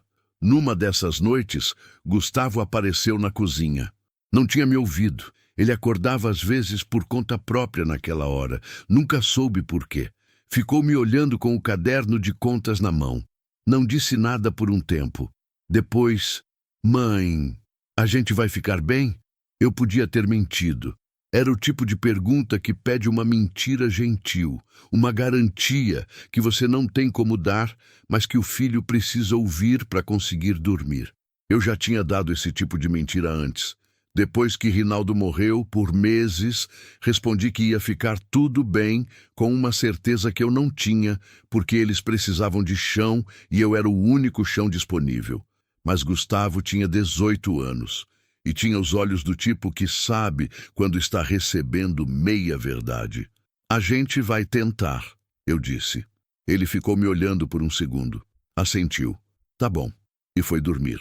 Eu fiquei olhando para o lugar onde ele tinha estado, pensando que tinha filhos extraordinários por razões que eu não merecia crédito. Eles tinham se feito assim apesar de tudo, não por causa de mim. Apesar do pai que morreu cedo. Apesar das casas pequenas e dos anos apertados, apesar de mim mesma em meus piores momentos. Dobrei o caderno de contas e fui dormir também. A ideia da marmita veio de Dona Generosa. Não veio como ideia grande. Veio numa tarde em que ela estava na minha cozinha tomando café, depois de ter me ajudado a remendar a cerca, e eu tinha feito um frango cozido com o que tinha. Tempero verde da horta, alho, cheiro verde, aquele jeito de cozinhar que minha mãe me ensinou quando eu era menina e que é o tipo de coisa que você faz de olho fechado porque está no músculo, não na memória consciente. Ela comeu. Ficou quieta por um momento. Depois, Dona Deusa, isso aqui é bom demais. É simples. Simples e bom não é a mesma coisa que ruim. Ela tomou mais um pouco do caldo. A senhora já pensou em vender marmita? Eu olhei para ela. Para quem? Tem obra de estrada a 12 quilômetros daqui. Uns 40 homens trabalhando. Eles comem quentinha de Imperatriz, mas é longe e chega fria. Se tiver alguém mais perto fazendo comida boa, eles pagam. Fiquei quieta processando. Eu não tenho estrutura para isso. O que precisa? Panela, fogão, vasilha... A senhora tem. Ele precisa de vasilha descartável, de transporte. O Jacinto tem moto. E meu filho tem carro, vai lá toda semana buscar coisa. Pode levar junto. Eu olhei para a janela, olhei para o fogão, olhei para as minhas mãos que tinham passado a vida cozinhando para sobreviver e não tinham nunca cozinhado como meio de fazer diferente. Eu penso, eu disse. Ela levantou, deixou a xícara na pia. Pensa rápido, ela disse, com um sorriso que era ao mesmo tempo gentil e pragmático. Onta não espera a gente decidir. Conversei com Rafael naquela noite Ele ouviu. Ficou quieto por um tempo com aquele jeito dele de processar as coisas por dentro antes de responder. Quanto cobrar por marmita? Ele perguntou. Não sei ainda. Precisa calcular custo de ingrediente, embalagem, transporte, depois define margem. Eu o olhei. Você entende disso? Aprendi no mercado. Eles faziam gestão de custo o tempo todo. Eu ficava olhando. Ele encolheu os ombros com aquele gesto de quem nunca quis mostrar que estava prestando atenção, mas estava. Eu faço a conta se a senhora quiser. Quero. Ele pegou o caderno que eu usava para as contas do sítio e abriu numa página limpa. Ficamos os dois na mesa da cozinha naquela noite, a luz do lampião entre a gente. A eletricidade ainda era instável naquele primeiro mês. Às vezes caía sem aviso. Somando o custo de arroz, feijão, macarrão, frango, tempero, vasilha descartável, gás. Rafael escrevia com aquela letra pequena e precisa que ele sempre teve, somando com a cabeça antes de escrever, checando. Quando terminou, girou o caderno na minha direção. O número que ele tinha chegado como preço mínimo por marmita era viável. Se eu vendesse uma quantidade suficiente, cobria o custo dos alimentos do mês. É começo, eu disse. É. Ficamos em silêncio por um momento. Mãe, eu não achei que ia dar certo. Ainda não sei se vai. Ele olhou para o caderno. Mas não quero que você faça isso sozinha. Eu não disse nada. A garganta fechou um pouco. Não de tristeza, de um alívio que dói um pouco quando chega, do tipo que você não sabia que estava esperando. Obrigada, eu falei baixo. Ele fechou o caderno e foi dormir. Eu fiquei na mesa por mais um tempo sozinha, com a conta na frente e a lamparina fazendo aquela chama pequena e constante que não ilumina muito, mas não apaga. Era o suficiente para ver o que precisava ver. E eu ia começar na segunda-feira. Na segunda-feira, acordei às 4 da manhã. Não foi alarme. Foi aquele tipo de despertar que o corpo faz quando a cabeça não desligou direito durante a noite. Você não acorda descansado, acorda como quem continuou trabalhando por dentro enquanto dormia. Me levantei no escuro, acendi o fogão e fiquei olhando a chama azul por um segundo antes de colocar a panela. Tinha planejado tudo na véspera. Arroz, feijão temperado com o refogado que minha mãe chamava de base, cebola, alho, tomate, cheiro verde da horta, frango cozido desfiado com molho que levava coloral e aquele fundo de cozimento que aprofunda o sabor sem precisar de nada industrializado. Farofa simples, uma saladinha de pepino com a cebolinha que tinha colhido na tarde anterior. Não era cardápio elaborado, era comida honesta. Tinha comprado as vasilhas descartáveis na cidade na semana anterior, 120 unidades, porque era o mínimo que o atacadista vendia, e eu não tinha certeza se ia usar metade disso, mas precisava estar pronta. Rafael tinha ficado quieto quando viu o gasto, mas não falou nada. Só anotou no caderno de controle que ele tinha começado a manter com uma disciplina que me surpreendia a cada dia. Cozinhei por 3 horas. Gustavo acordou às 6 e ficou na cozinha sem ser chamado, lavando louça assim que eu sujava, mantendo a bancada limpa para que eu pudesse trabalhar sem tropeçar em mim mesma. Não perguntou se podia ajudar, só foi fazendo, com aquele jeito dele de entrar nos espaços que precisam de ocupação sem precisar anunciar que chegou. Rafael apareceu às 6:30, olhou as panelas, olhou as vasilhas já enfileiradas na mesa e perguntou: "Quantas você vai levar hoje?" 30. Ele considerou. Mas começa com 20. Se sobrar, você sabe o número que precisa ajustar. Se acabar, sabe que pode aumentar. Eu olhei para ele. Você está me ensinando a administrar? Tô tentando. Levei 20. O filho do Jacinto, um rapaz de uns 30 anos que se chamava Edmilson e que falava tão pouco quanto o pai, passou de carro às 8 da manhã e colocou a caixa no banco de trás com um cuidado que me pareceu gentil. Não cobrou pelo transporte naquele primeiro dia. Disse que era para ver se ia funcionar, que depois a gente acertava. Eu agradeci. Ele fez aquele gesto de mão que os homens calados fazem quando não querem transformar gentileza em conversa. O primeiro dia foi desastre pela metade. Edmilson voltou no final da tarde com a caixa. Dentro dela tinham voltado 8 marmitas. Das 20 que eu tinha mandado, 12 tinham vendido. 8 tinham voltado, com a comida já fria e imprópria. Eu olhei para aquelas 8 vasilhas por um momento. Rafael estava do lado. 12, ele disse, como se precisasse dizer em voz alta para registrar. 12. Cobriu o custo de ingrediente? Eu fiz a conta de cabeça. Cobriu, com uma margem pequena. Então não foi prejuízo. Foi teste. Ele pegou uma das marmitas que voltaram e abriu. Cheirou. A comida tá boa. O problema foi a quantidade. Você foi mais do que a demanda do primeiro dia. Eu sei. Na sexta, manda 15, não 20. Eu sentei na cadeira da cozinha, com aquele cansaço de quem levantou às 4 e trabalhou de pé por horas, e olhei para o filho que estava ali me dando orientação de gestão com uma seriedade que me fazia querer rir e chorar ao mesmo tempo. Não de tristeza, mas daquela mistura de orgulho e espanto que os filhos provocam quando de repente você olha para eles e eles são pessoas. Você vai ser bom nisso, eu disse. Ele fechou a vasilha. Nisso o quê? Em qualquer coisa que exija pensar antes de fazer. Ele não respondeu, mas eu vi o canto da boca. Na sexta mandei 15. Voltaram 2. Na semana seguinte mandei 18. Não voltou nenhuma. Edmilson voltou com o dinheiro no envelope dobrado, contado, exato, e disse que um dos homens da obra tinha perguntado se tinha como ter marmita também na quarta. Diz que sim, eu falei. Ele assentiu e foi embora. Rafael e eu ficamos na cozinha depois que Gustavo foi pro terreiro, e ele abriu o caderno. Somamos. O dinheiro das marmitas naquela semana tinha coberto o custo dos alimentos da semana seguinte com uma sobra pequena, mas real. Não era lucro que mudava a vida. Era o começo de um ciclo que se alimentava de si mesmo. Dinheiro da marmita compra ingrediente que vira marmita que traz dinheiro. Ainda vai demorar para ser suficiente. Rafael disse. Eu sei, mas está andando. Está andando. Ele fechou o caderno. Ficou quieto por um segundo. Mãe, eu achei um serviço. Eu olhei. Tem um armazém em Santa Luzia do Paruá que precisa de auxiliar.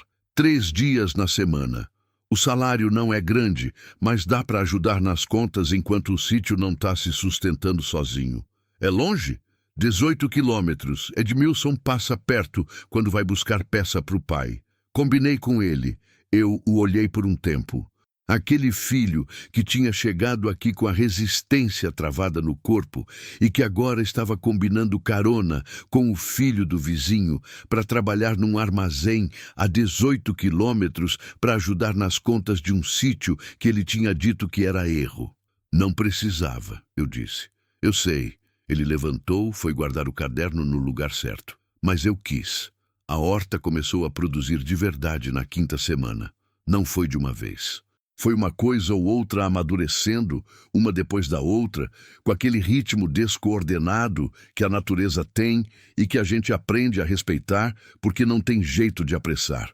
A cebolinha foi a primeira. Passou a dar mais do que eu usava na marmita, e o excedente eu comecei a separar para vender na feira da cidade, embrulhado em jornal molhado para conservar. Depois veio o coentro, depois a couve.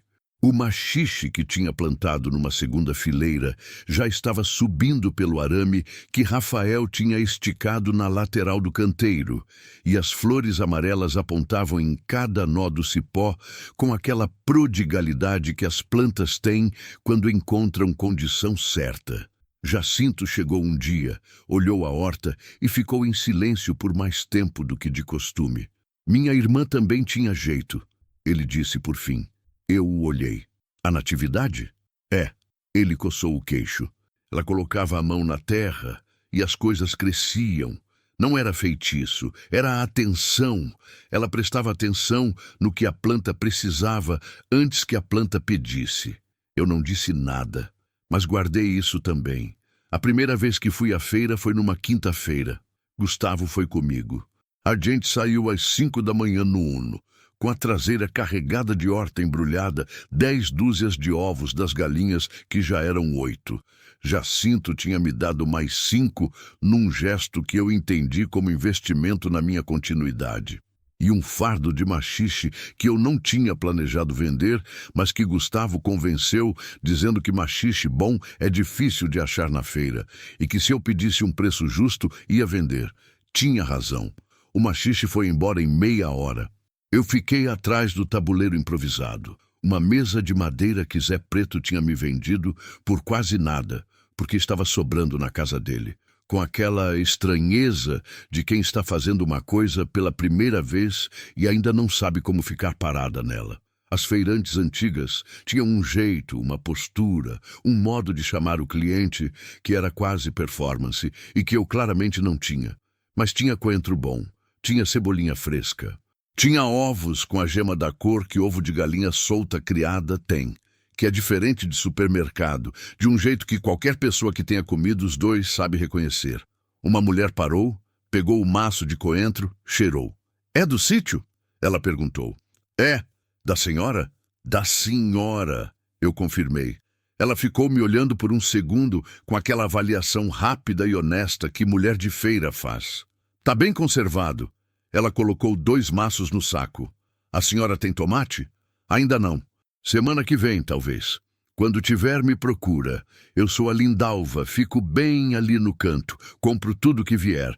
Essa Lindalva era uma mulher de uns 50 anos, corpulenta, com um sorriso que ia de um lado ao outro do rosto e que parecia surgir sem muito esforço, como se fosse o estado natural da face dela. Ela fazia doces também. Tinha um tabuleiro cheio de cocada, de bolo de fubá cortado em fatia, de sequilho, e naquele dia ela me ensinou, enquanto a feira ia andando, que vender na feira era sobre presença e constância. "Primeira vez todo mundo te ignora", ela disse entre um cliente e outro. "Segunda vez te nota. Terceira vez já é hábito. É assim. A senhora tem quanto tempo aqui?" 18 anos nesse mesmo canto. Eu olhei para ela. "E antes eu não tinha nada. Cheguei aqui com 2 filhos, uma caixa de doce e uma promessa que fiz para mim mesma de que não ia passar vergonha de necessidade nunca mais." Ela disse isso com a mesma leveza de quem conta o tempo de viagem numa estrada conhecida. Sem drama, sem orgulho excessivo. Só fato. Você vai acostumar. O começo é feio, mas passa. Gustavo, que tinha ficado quieto do meu lado a tarde inteira ajudando a embalar e a contar troco, esperou a Lindalva atender um cliente e me falou baixo. "Eu gosto dela." Eu também gostei. Voltamos com a traseira do carro mais leve e o envelope com o dinheiro da feira. Não era muito, mas era dinheiro que tinha saído da minha terra, das minhas mãos, do meu trabalho. Tinha um peso diferente. Não sei explicar isso de uma forma que não soe sentimentalismo, mas é verdade. Dinheiro que você ganhou de jeitos diferentes pesa diferente na mão. Aquele pesava certo. Em casa, Rafael já tinha feito jantar. Um feijão novo com abóbora que tinha crescido quase sozinha numa parte do terreiro onde a semente deve ter caído por acaso. E arroz. Simples e suficiente. Sentamos os 3 e comi calada, ouvindo os 2 conversarem sobre uma ideia que Gustavo tinha tido de cercar uma parte da área do córrego para criar peixe. Rafael estava resistindo com argumentos práticos. Custo inicial, conhecimento técnico que a gente não tinha, tempo de retorno.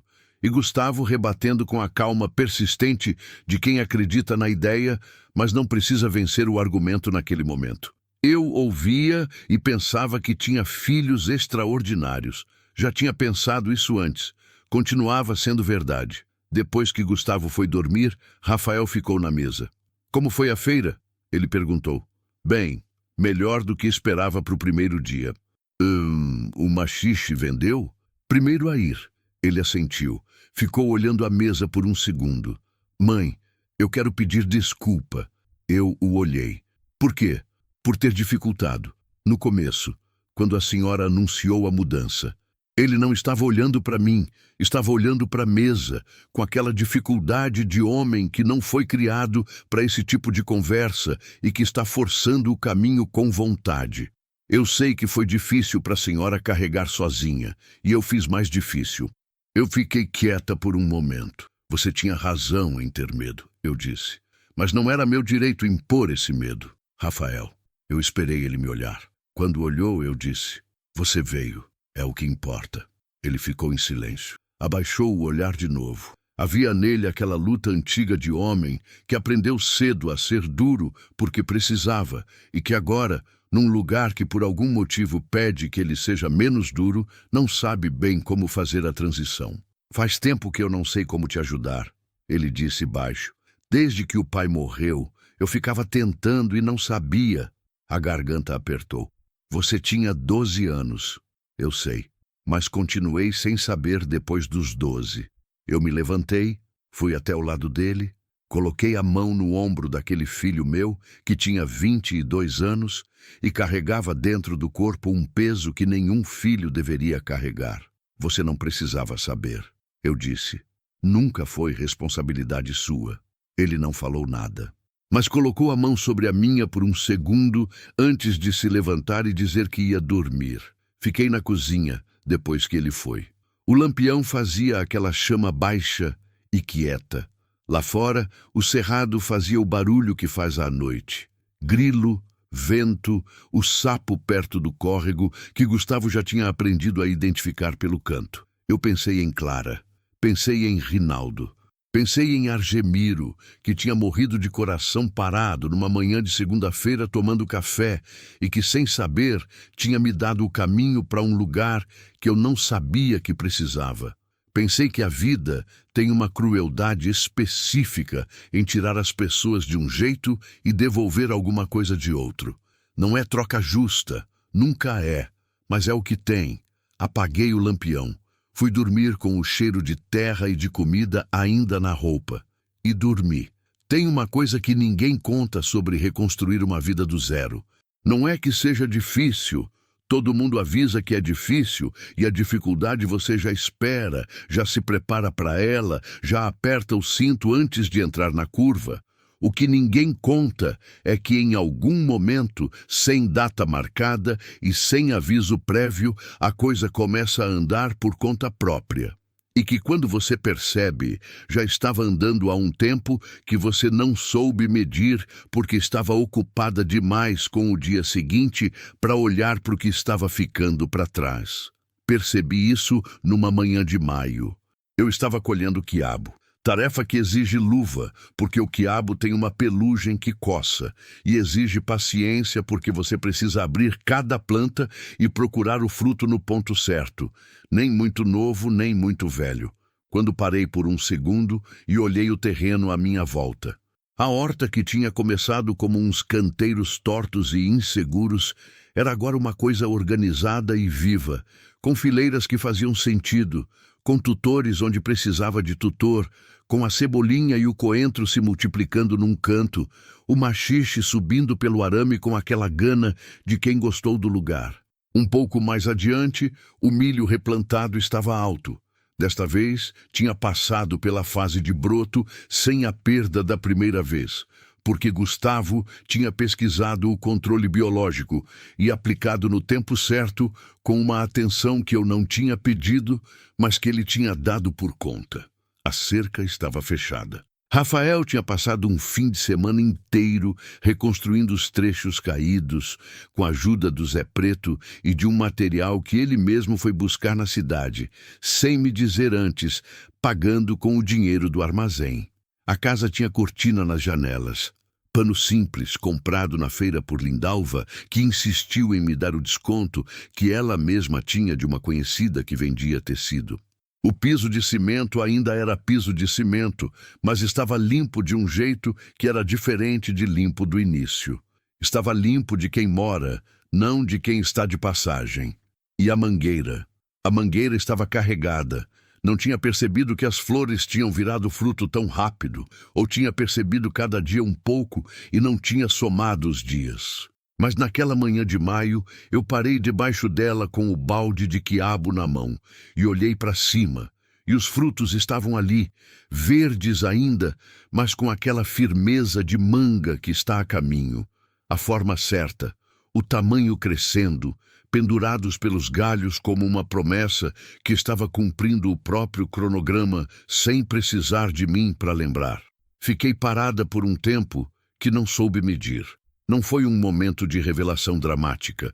Não teve música, não teve choro, não teve aquela virada de página que as histórias constroem como ponto alto. Foi só uma mulher de pé, debaixo de uma árvore velha, com luva de quiabo na mão e cabelo preso com borracha de amarrar brócolis, percebendo que o lugar onde estava era real, que ela tinha feito ele ser real. Foi nessa época que Dona Generosa me trouxe Selma. Selma tinha 41 anos, era de uma cidade pequena a uns 60 quilômetros e tinha chegado na casa de Dona Generosa 3 semanas antes com uma bolsa e um hematoma no lado esquerdo do rosto que já estava amarelando, mas que tinha uma história atrás que não precisava ser contada para ser entendida. Dona Generosa me ligou numa tarde. Dona Deusa, tem uma pessoa aqui que precisa de trabalho. Eu pensei na senhora. Que tipo de trabalho? Qualquer um. Ela sabe de tudo um pouco. Cozinhar, limpar, plantar, cuidar de bicho. Mulher que passou a vida toda trabalhando. Eu fiz silêncio por um segundo. Ela pode vir amanhã de manhã. Selma veio de manhã, pontual, com a bolsa pendurada no ombro e aquele jeito de ficar parada que eu reconheci imediatamente porque já tinha tido. O jeito de quem chegou num lugar novo e ainda não sabe se é bem-vinda. E fica numa postura de quase desculpa, de quase se justificar pela própria presença. Eu conhecia aquela postura por dentro. Não fiz cerimônia. Ofereci café, mostrei a propriedade, expliquei o que tinha e o que precisava. Ela ouvia com atenção, os olhos percorrendo tudo com aquela avaliação prática de mulher que trabalhou a vida inteira e sabe estimar o que uma coisa exige antes de comprometer. Quando terminei, ela perguntou: "E a senhora precisa de alguém dormindo aqui ou só diurno?" "Diurno por enquanto, mas tem quarto nos fundos se precisar um dia." Ela assentiu. "Eu posso começar hoje mesmo se quiser." "Pode." Não perguntei sobre o hematoma. Não era meu lugar perguntar. Era meu lugar oferecer trabalho honesto e respeito suficiente para uma pessoa se recompor no próprio tempo. O resto era dela. Selma passou a vir todo dia da semana. Era o tipo de trabalhadora que faz você se perguntar como você fazia aquilo tudo sem ela, não porque substituísse nada, mas porque identificava o que precisava ser feito antes de você pedir e fazia sem precisar de instrução. Em 2 semanas, ela já sabia onde ficava cada coisa, como eu gostava que o canteiro fosse cuidado, que galinha tinha o hábito de botar fora do ninho e precisava ser monitorada. Gustavo a adotou imediatamente. Tinha aquele jeito de jovem que não tem preconceito com história de vida e que não precisa entender tudo para aceitar. Eles trabalhavam juntos no terreiro às manhãs, com uma conversa esparsa e tranquila que eu às vezes escutava da janela da cozinha sem querer. Rafael demorou um pouco mais. Mas Rafael sempre demorava mais, e isso não era defeito. Era o jeito dele de garantir que a confiança que ele dava era confiança real, não gentileza de superfície. Um dia, umas 6 semanas depois que Selma tinha começado, eu os vi os dois consertando o galinheiro junto. Rafael ensinando ela a pregar o prego no jeito certo, ela fazendo sem a vergonha de quem não sabe, os dois falando sobre alguma coisa que eu não ouvia daquela distância. Não era nada extraordinário, mas era a cena de um lugar que tinha se tornado, sem eu decretar, um lugar onde as pessoas podiam trabalhar lado a lado, sem carregar mais do que o dia exigia. Esse tipo de coisa não acontece porque você planeja. Acontece porque você criou as condições e saiu do caminho. A marmita cresceu devagar e depois de uma vez. Durante 2 meses, a demanda ficou estável. 3 vezes por semana, 18 a 25 marmitas por vez. Os trabalhadores da obra que Edmilson levava e alguns clientes novos que foram aparecendo por indicação, um vizinho de fazenda que encomendava as cestas, um escritório pequeno em Santa Luzia, do Paruá, cujo dono tinha experimentado uma vez, quando foi buscar adubo num armazém, e perguntado se tinha como receber toda semana. Rafael controlava tudo no caderno. Sabia exatamente quantas marmitas tinham saído em cada dia, quanto tinha custado, quanto tinha entrado. Quando Gustavo sugeriu que passasse a usar planilha no celular, Rafael ficou quieto por 2 dias e depois apareceu com o celular mostrando uma planilha que ele mesmo tinha montado, mais completa do que o caderno. Onde você aprendeu a fazer isso? Eu perguntei. Internet. Ele encolheu o ombro. É simples. Para ele, era simples. Para mim, era mais um pedaço do meu filho que eu estava descobrindo naquela terra. O salto veio quando Lindalva me apresentou na feira ao seu Toinho. Seu Toinho era dono de um pequeno restaurante em Imperatriz. Não um restaurante elegante. Era uma casinha na beira de uma via de acesso que servia almoço de segunda a sábado para caminhoneiro, operário, gente de passagem. Ele estava com problema de fornecedor de hortaliça. O que abastecia tinha subido o preço 2 vezes em 3 meses sem aviso e sem conversa. Lindalva me apresentou com aquela desenvoltura dela, que transforma qualquer situação em coisa natural. Seu Toinho, essa é a Dona Deusa. Tem sítio ali pro lado de Buriticupu, horta boa, produto limpo. A senhora tá vendendo pra feira ainda, né, Dona Deusa? Tô, eu disse, um segundo atrás do ritmo da conversa.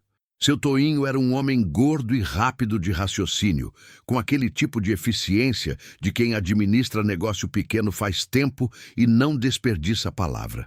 Que a senhora tem? Eu listei. Ele ficou em silêncio, mastigando o lápis que carregava atrás da orelha. Tomate? 3 semanas, talvez? Pimentão? Ainda não plantei. Planta. Ele disse isso como fato, não como pedido. Se a senhora garantir entrega toda segunda e quinta, eu garanto compra do que vier. Preço justo, pagamento na hora. Eu olhei para Lindalva, que estava do lado, com aquela expressão de quem sabia exatamente o que estava fazendo quando nos apresentou. Preciso ver a quantidade que consigo garantir, eu disse. Não quero comprometer entrega que não consigo cumprir. Ele me olhou por um segundo, com aquela expressão de quem está reavaliando o peso de quem tem na frente. Honestidade no fornecedor é raro, ele disse. A gente conversa na semana que vem, então. A senhora traz os números. Dei a mão. Ele deu a mão. Quando saímos da barraca dele, Lindalva me cutucou com o cotovelo. Tá vendo? Eu disse que o começo era feio, mas passava. Eu ri. Não um riso de performance, não de educação. Um riso que saiu do lugar certo, do lugar que fica quieto quando a vida tá pesada e que quando se abre é porque algo real aconteceu. Lindalva pareceu satisfeita consigo mesma o dia todo. Naquela semana, eu e Rafael passamos uma tarde inteira calculando o que o sítio conseguia garantir de produção regular. Não era só sobre o que estava crescendo agora.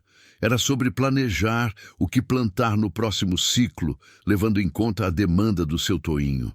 Pela primeira vez desde que tínhamos chegado, eu estava pensando não só em sobreviver o mês seguinte, mas em organizar o que vinha depois do mês seguinte. Essa é uma distinção pequena de palavras e enorme de sentimento. Quem sobrevive pensa uma semana à frente. Quem está construindo pensa um ciclo à frente. São modos completamente diferentes de habitar o tempo. Gustavo entrou na conversa com uma ideia que vinha desenvolvendo faz semanas. Se a gente cercar aquela bacia natural do córrego, ele disse, como se estivesse continuando uma conversa que nunca tinha parado, dá para criar tilápia, ciclo de 6 meses até o primeiro lote estar pronto para venda. Tem financiamento do governo para isso. Eu pesquisei. Tem técnico do ITESP que vem visitar de graça. Rafael olhou. Você pesquisou o ITESP? Pesquisei. Quando? Faz tempo. Os dois se olharam com aquela linguagem de irmão que não precisa de explicação. Apresenta os números, Rafael disse. Gustavo apresentou. Tinha feito em papel, com letra que não era tão organizada quanto a do irmão, mas que era detalhada.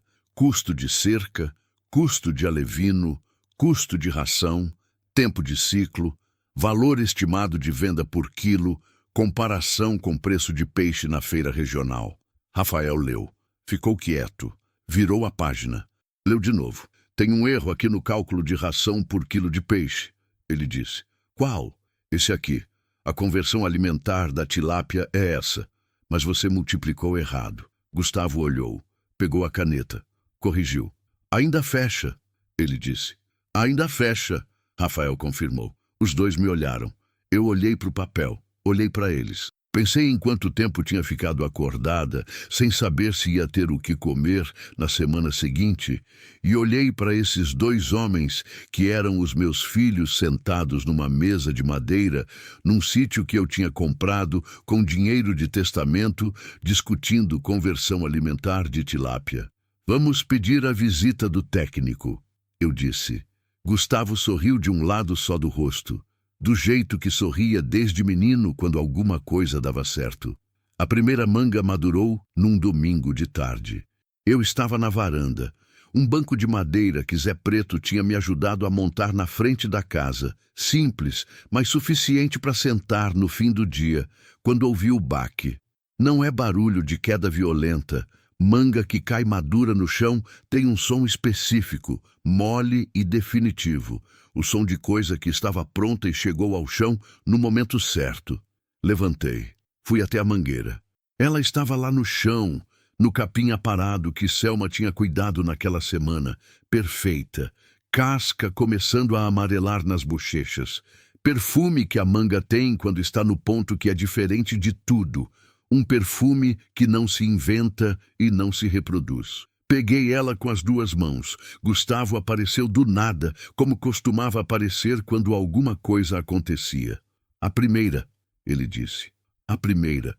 Fui para a cozinha, lavei, cortei ao meio do jeito que minha mãe ensinava, contornando o caroço, quadriculando a polpa sem furar a casca, virando em ouriço. Coloquei numa travessa. Chamei os dois. Chamei Selma, que ainda estava no terreiro fechando o galinheiro. Comemos em pé, em volta da mesa da cozinha, sem cerimônia. A manga era doce, com aquela acidez discreta que a manga boa do Cerrado tem. Diferente de manga de prateleira, de supermercado, como quase tudo que é cultivado, de verdade, é diferente da versão industrial. Ninguém disse nada de especial. Não teve discurso. Não teve o momento de falar sobre o quanto tinha sido difícil e o quanto tínhamos chegado longe. Comemos manga e ficamos em silêncio de um jeito que era cheio, não vazio. O silêncio de 4 pessoas que têm história em comum e não precisam verbalizá-la para que ela esteja presente na sala. Quando acabou, Selma jogou o caroço no balde do lixo orgânico, limpou as mãos e disse: "Boa demais, ano que vem planta mais." Ela disse isso com aquela simplicidade absoluta de quem já decidiu que vai estar aqui no ano que vem. E eu percebi que eu também tinha decidido isso, sem ter precisado decidir que o ano que vem era uma categoria que eu voltei a usar em referência a mim mesma, que eu tinha parado, em algum momento que eu não soube marcar, de pensar só na semana seguinte, que eu estava planejando colheita futura. Naquela noite, depois que todos foram dormir, eu fui até o terreiro. Não tinha objetivo. Era o tipo de coisa que começa a fazer quando você tem espaço suficiente. Sair de dentro de casa à noite só para ficar do lado de fora. O céu estava aberto, sem nuvem, com aquela quantidade de estrela que a cidade esconde e que o cerrado devolve inteira quando você está longe o suficiente da luz artificial. Fiquei parada debaixo da mangueira. Pensei nos meus mortos. Faço isso às vezes, não como ritual triste, mas como uma forma de manter a conta em dia com quem foi. Pensei em Rinaldo, que trabalhou de andaime e caiu. Pensei em Argemiro, que tomou café numa segunda-feira e não chegou à terça. Pensei em Clara, que viveu 11 dias e que carrego dentro da estrutura do meu corpo de um jeito que não tem nome. Pensei que eles três, de alguma forma que não é mística, mas que também não é só metáfora, tinham contribuído para que eu estivesse ali. Rinaldo me deu os filhos. Clara me ensinou que a vida não negocia com o amor da gente e que sobreviver a isso é uma forma de honrá-la. Argemiro me deixou o dinheiro e o exemplo de um homem que viveu simples e honesto e que isso era suficiente para deixar marca. Não é pouca coisa. O vento que vinha do cerrado cheirava a capim e a terra molhada de uma chuva que tinha caído 2 dias antes e que ainda estava sendo absorvida devagar. Os grilos faziam o barulho constante que eu já não ouvia mais como barulho. Ouvia como paisagem, como o som de fundo de uma vida que tinha encontrado o lugar onde queria estar. Eu não estava feliz do jeito que se conta a felicidade nas histórias. Não era aquela coisa leve e sem peso. Era um tipo mais pesado de bem-estar. O tipo que carrega tudo o que custou, que não esquece o que ficou no caminho, mas que ainda assim é bem-estar. É o único tipo que eu aprendi a confiar. Porque o outro tipo, o leve, o fácil, a vida tirou de mim cedo demais para que eu continuasse acreditando nele como estado permanente. Esse tipo que eu tinha agora, denso, construído, suado, esse ficava. Esse era meu. Tem uma pergunta que as pessoas fazem quando sabem da minha história. Não sempre em palavras. Às vezes é só no olhar. Naquele jeito de observar que mistura a admiração com uma dúvida que não sabe como se formular. Mas quando vem em palavras, geralmente vem assim: como a senhora teve coragem? Eu nunca soube responder essa pergunta direito. Não porque a resposta seja complicada, mas porque a pergunta parte de um pressuposto que não é verdadeiro, que havia coragem envolvida. Coragem pressupõe que você enxergou o risco, pesou e avançou assim mesmo. O que eu fiz não foi bem isso. O que eu fiz foi olhar para o que tinha. 2 filhos, um apartamento alugado com mancha de umidade na parede, um dinheiro de homem morto na conta e um cansaço que tinha chegado ao tipo que não passa com sono. E calcular que ficar parada também era um risco, que sobreviver do jeito que eu estava sobrevivendo também tinha custo, que a segurança que eu pensava que tinha no apartamento era a segurança de quem está parado na beirada de um barranco e chama aquilo de chão firme porque ainda não caiu. Então não foi coragem, foi matemática, uma matemática que eu fiz sozinha de madrugada, com o coração mais acelerado do que eu queria admitir. O técnico do ITESP veio numa quarta-feira de junho. Era um rapaz de uns 30 anos, magro, com um caderno de campo e aquele jeito de profissional que gosta do que faz. Chegou olhando tudo com interesse genuíno, sem aquela superioridade de quem veio de cidade para explicar roça para quem não sabe. Andou pelo terreno comigo, com Gustavo, com Jacinto, que tinha aparecido como de costume, no momento em que era necessário, e fez perguntas que mostravam que tinha estudado antes de vir. Quando chegamos na bacia natural do córrego, ele ficou um bom tempo observando. Mediu a profundidade com uma vara, observou o fluxo da água, testou o pH com um kit que tinha trazido. Ótimo, ele disse, e não parecia gentileza. Parecia resultado. Explicou o processo com paciência, a construção da cerca d'água, a qualidade de alevino necessária, o manejo correto de ração, a periodicidade de monitoramento. Gustavo anotava tudo em 2 folhas de caderno, interrompendo às vezes com aquelas perguntas dele que eram precisas demais para a idade que aparentava ter. O técnico olhou para ele no meio de uma resposta e disse: "Você já pensou em fazer curso técnico em aquicultura?" Gustavo ficou em silêncio por um segundo. "Tem perto daqui?" "Tem em Imperatriz. Tem também pelo EAD, se quiser começar antes." Gustavo me olhou. Eu o olhei de volta.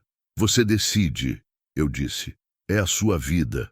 Ele assentiu devagar, com aquele processamento interno que era a marca dele. Não decidia na hora. Levava para dentro e trazia de volta quando estava pronto. 3 dias depois, ele me mostrou a ficha de inscrição já preenchida. O financiamento para o projeto de piscicultura demorou mais do que Gustavo tinha estimado. Burocracia demora sempre mais do que se estima. Isso não é novidade. É uma das poucas constantes que a vida confirma sem variação. Papelada, assinatura, comprovante, reconhecimento de firma, reconhecimento do reconhecimento, espera de prazo que vence e recomeça. Rafael cuidou da parte documental com uma paciência que eu não sabia que ele tinha e que provavelmente ele também não sabia. Enquanto o financiamento não saía, Gustavo foi cercando a área do córrego com o que tinha.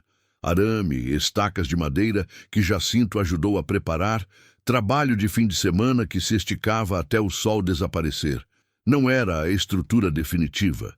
Era o começo do começo, o gesto de quem não espera que tudo esteja pronto para começar a fazer. Rafael observava sem comentar.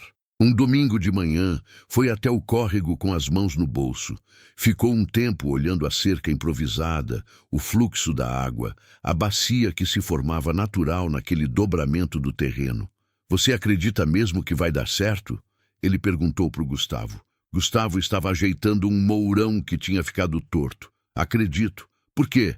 Gustavo parou, olhou para o irmão. Porque a terra aqui é boa, a água é boa, e a gente não vai desistir. Rafael ficou em silêncio. Isso não é motivo técnico, ele disse. Não, mas é o motivo que importa primeiro. Gustavo voltou para o mourão. Os técnicos vêm depois. Rafael ficou parado mais um tempo. Depois foi buscar a enxada e começou a ajudar sem mais conversa.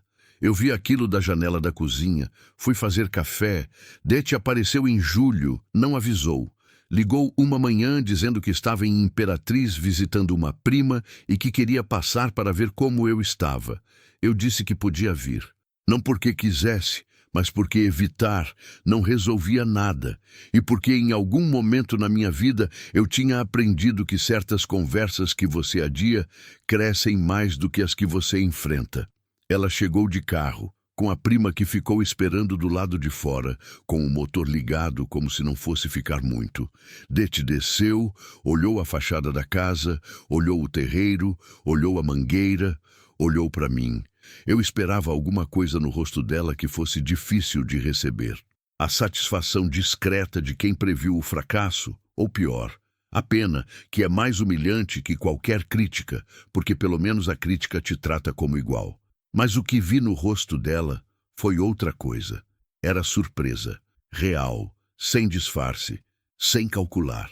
Tá diferente, ela disse. Tá, muito diferente. Ela entrou. Eu mostrei a casa. O cômodo que tinha sido reformado, a cozinha onde as panelas de marmita ficavam enfileiradas, a horta que se via da janela dos fundos. Ela ficou quieta durante a maior parte. Fazia alguma pergunta curta de vez em quando. Quanto tempo de trabalho aqui? Quem ajudou na reforma? Os meninos estão bem? E eu respondia com aquela objetividade que é minha quando não estou certa do terreno emocional. Tomamos café na varanda. Por um tempo nenhuma de nós disse nada importante. Depois ela colocou a xícara na mesa com um cuidado que era diferente dos gestos normais dela e disse: Eu achei que você ia afundar. Eu a olhei. Eu sei. Ah, não foi julgamento. Ela olhou para o terreiro, para o capim aparado, para o canteiro que dava para ver dali. Foi medo.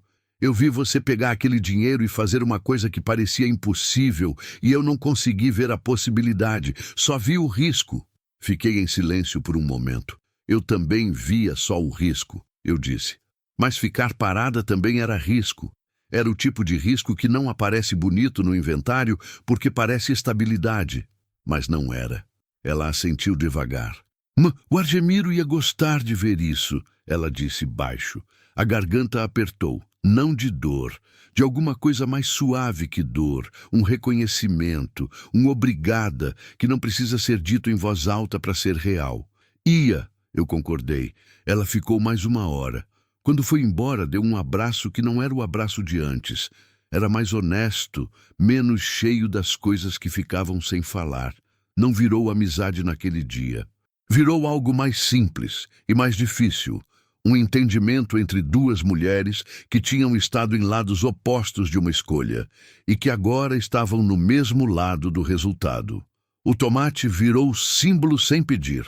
Eu tinha plantado as primeiras mudas por sugestão do seu Toinho, que tinha garantido que comprava tudo que eu produzisse. Mas tomate é cultura exigente. Exige espaçamento certo, poda, controle de umidade, atenção constante. Selma entendia de tomate de um jeito que eu não entendia. Tinha plantado na vida anterior dela, disse uma vez, sem dar detalhe, e eu não pedi. Ela cuidou do tomateiro com uma dedicação que era quase pessoal.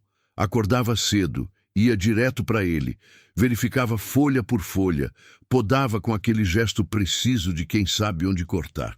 Rafael instalou o sistema de irrigação por gotejamento que Gustavo tinha pesquisado. Simples, feito com mangueira perfurada e garrafa PET nas extremidades, mas funcionava. Quando os primeiros cachos apareceram ainda verdes, Selma me chamou. "Olha", ela disse. Eu olhei.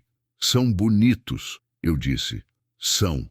Ela ficou de pé na frente da planta com aquela expressão que eu estava aprendendo a reconhecer nela. Não era orgulho vaidoso, era uma satisfação mais tranquila, mais funda.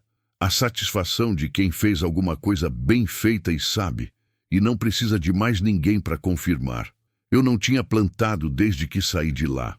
Foi a primeira vez que ela fez qualquer referência ao que tinha deixado para trás. Eu não perguntei nada. Só fiquei do lado dela olhando os tomateiros. Depois de um tempo ela disse: "A senhora me deu mais do que trabalho, sabia?" "Eu sei o que você me deu de volta", eu disse. Ela não respondeu, mas ficou mais reta de um jeito quase imperceptível, como se alguma coisa que estava curvada tivesse encontrado de volta a própria posição. A primeira entrega grande para o seu Toinho foi em agosto. Rafael carregou o carro pessoal, o Uno, que tinha sobrevivido a tudo, que eu tinha mandado fazer uma revisão assim que tinha dinheiro para isso, que continuava fazendo um barulho no câmbio que o mecânico disse que era feio, mas não perigoso. Caixas de tomate, quiabo, maxixe, abóbora, cebolinha embrulhada em maços com um capricho que Selma tinha instituído sem ser pedida. 2 fardos de couve. Seu Toinho recebeu na porta do restaurante. Foi conferindo caixa por caixa com aquele lápis no ouvido, contando, apertando para verificar firmeza. "Bom", ele disse simplesmente. Pagou na hora, como tinha prometido. Dinheiro contado, em mão, sem negociação de prazo. No caminho de volta, com o envelope no bolso da calça e o carro vazio, cheirando ainda a terra e a capim, eu parei na beira da estrada vicinal, num ponto onde dava para ver o sítio lá embaixo. A mangueira visível antes de tudo, alta e escura, depois o telhado da casa, depois o verde da horta. Fiquei olhando por uns minutos. Não estava pensando em nada específico. Estava só olhando para o que era meu de um ângulo que eu não tinha tido antes. De fora, de longe o suficiente para ver o todo. Era pequeno, era simples, tinha tanto ainda que precisava ser feito, tanto que estava incompleto, tanto que dependia de chuva e de terra, e de decisões que ainda não tinham sido tomadas, mas estava de pé, e eu estava de pé. E às vezes isso é a coisa inteira. Em setembro, Gustavo começou o curso à distância. Estudava à noite, depois do trabalho no sítio, com o celular apoiado num suporte que ele tinha feito com arame e pedaço de madeira. A conexão era instável. Às vezes caía no meio da aula, às vezes travava. E ele ficava esperando com aquela paciência que era característica sua, sem xingar, sem bater a mesa, só esperando que voltasse e continuando de onde tinha parado. Rafael instalou uma antena externa que tinha pesquisado como instalar. Subiu no telhado num sábado de manhã, ficou lá acima 2 horas que me deixaram com o coração na boca e desceu dizendo que o sinal tinha melhorado. Gustavo testou. "Melhorou muito", ele disse. "Bom", Rafael respondeu e foi lavar a mão. Ele nunca dizia mais do que precisava, mas fazia sempre o que era necessário. Esse filho eu aprendi a ler pela ação, não pela palavra, e quando aprendi a ler assim, percebi que ele não era o filho fechado que eu tinha achado que era. Era o filho que falava em gesto, em presença, em aparecer com a enxada quando precisava de enxada e com a antena quando precisava de sinal. O sítio completou 1 ano em outubro. Não fizemos celebração. Não foi decisão consciente de não fazer. Simplesmente naquele dia tinha milho para colher e marmita para preparar, e o técnico tinha marcado retorno de visita para o projeto do peixe, e a cerca do tomateiro precisava de ajuste. O dia passou como os dias passam quando você está dentro da vida de verdade, ocupado, concreto, sem espaço para parar e contemplar o que é. À noite, depois do jantar, Gustavo falou: "Faz 1 ano hoje." Eu olhei para ele. "Faz. É diferente do que eu imaginei." como você imaginou. Ele pensou por um segundo. Mais difícil e mais bom ao mesmo tempo. Não sabia que podia ser as duas coisas juntas. Eu olhei para ele, para Rafael, que estava ouvindo do outro lado da mesa, para Selma, que tinha ficado para jantar como tinha virado hábito nas sextas-feiras. Pode, eu disse. Quase sempre é. Rafael levantou para lavar a louça sem ser pedido. Outro hábito que tinha entrado na rotina sem ser negociado. Selma ajudou a guardar as sobras. Gustavo ficou na mesa mais um pouco, folheando o caderno de anotações do curso, aquela letra dele em linhas que não seguiam muito a pauta, mas que carregavam atenção em cada palavra. Eu fui até a varanda. O céu estava aberto como estava quase sempre quando não chovia. As estrelas que Gustavo tinha apontado naquela primeira noite horrível, deitados no chão duro com o teto furado e o medo de tudo, essas mesmas estrelas estavam lá. Não tinham ido a lugar nenhum. Eram as mesmas. Eu é que tinha me tornado outra pessoa embaixo delas. Tem uma coisa que eu sei agora que não sabia quando comecei. Reconstruir não é o mesmo que construir do zero. Quando você constrói do zero, você tem o luxo da página em branco. Tudo que está ali você colocou. Nada tem história que você não escolheu. Reconstruir é diferente. Reconstruir é trabalhar sobre o que ficou. É lidar com a estrutura que sobrou depois do que caiu, que às vezes é mais sólida do que parecia e às vezes está mais comprometida do que você queria. Eu reconstruí sobre perda, sobre Rinaldo que caiu de andaime, sobre Clara que ficou 11 dias e foi, sobre Argemiro que parou num café da manhã de segunda-feira, sobre anos de apartamento apertado e conta vencendo, e sonho que você adia tanto que esquece que era seu. Reconstruí com o que sobrou, que eram meus filhos, a terra de uma mulher morta que nunca conheci, mas que tinha cuidado de uma mangueira que eu herdei o amor sem herdar a memória, e uma teimosia específica que a vida tentou tirar de mim várias vezes e que eu nunca entendi bem de onde vinha, mas que ficou. Não tenho como dizer que valeu a pena de um jeito que seja fácil de ouvir. Porque para algo valer a pena no jeito que eu entendo, o custo precisa ter sido real.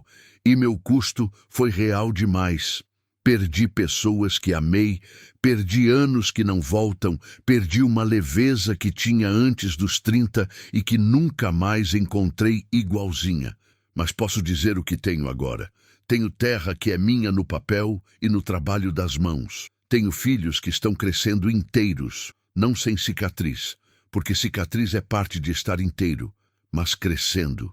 Tenho uma mulher chamada Selma, que apareceu de passagem e ficou, e que está plantando tomate com uma dedicação que me ensina alguma coisa sobre recomeço toda vez que eu a vejo.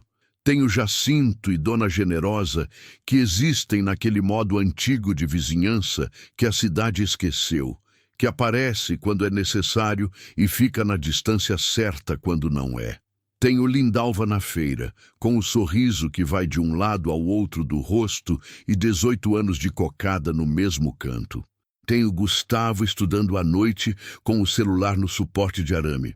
Tenho Rafael fazendo planilha e subindo em telhado e lavando louça sem ser pedido. Tenho uma mangueira velha que estava aqui antes de mim e que vai estar aqui depois. E tenho este lugar, pequeno, simples, incompleto, exigente, que eu escolhi com o dinheiro de um homem que me amou de um jeito quieto e honesto e que me ensinou sem querer que dinheiro que fica na conta esperando segurança nunca chega a ser segurança, que segurança de verdade é a que você constrói com as mãos na terra e os filhos por perto e a teimosia intacta. Numa tarde de outubro, com o sol na posição que faz a mangueira soltar uma sombra comprida sobre o terreiro, eu parei embaixo dela. Não estava pensando em nada específico, só parei. A brisa que veio do cerrado era daquelas brisas do começo do fim de tarde que o calor do dia produziu e que a terra devolve mais suave. Cheirava a capim, a terra molhada da irrigação da manhã, a fruta que ia amadurecendo nos galhos em cima de mim. Pensei em tudo que tinha custado, Pensei no que tinha vindo depois do custo. Eu tinha comprado um sítio abandonado com dinheiro de homem morto porque não aguentava mais sobreviver.